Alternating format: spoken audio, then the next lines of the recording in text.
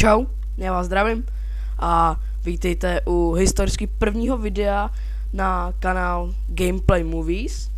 A já jsem Matis, abych se představil. A o co teda dneska jde? Dneska půjde o to, že potřebujeme s Mikem, to je můj kamarád, který se mnou v kanálu Gameplay Movies bude působit. Potřebujeme se rozhodnout, jak ten kanál bude vlastně probíhat. Tohle to bude nějaká úvodní informačka na ten kanál a potřebujeme se rozhodnout na nějakým náboru. Přibrali bychom tak do těch 3 lidí dalších, aby nás bylo ještě tak 5 dohromady. A chceme to pořádně rozjet. A nevím, co bych tomu víc řekl. Všechny jinak informace budou v náboru o kanále a tak, co se domluvíme ještě s Mikem.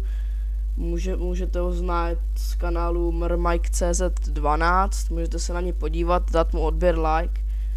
A nevím, co bych tomu víc měl říct, protože všechno bude asi v náboru. No a tak to bude asi tak všecko z tohohle úvodního, historicky prvního videa.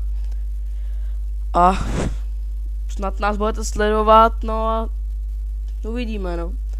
Třeba se rozjedem počítám, že bychom chtěli tak těch 200 odběratelů. Bohatě by nám to stačilo, prostě dalo by nás to dopředu, protože jsme nikdy neměli 200 odběratelů na starých kanálech a tak. Nejvíc jsme měli asi 180 nebo tak nějak, nebo 118, já nevím. To je celkem jedno, ale prostě posunulo by nás to dál, protože čím víc bude mít víc odběratelů, tak tím víc bude mít chuť do natáčení videí, takže tak. No a to bude asi všecko, takže čau.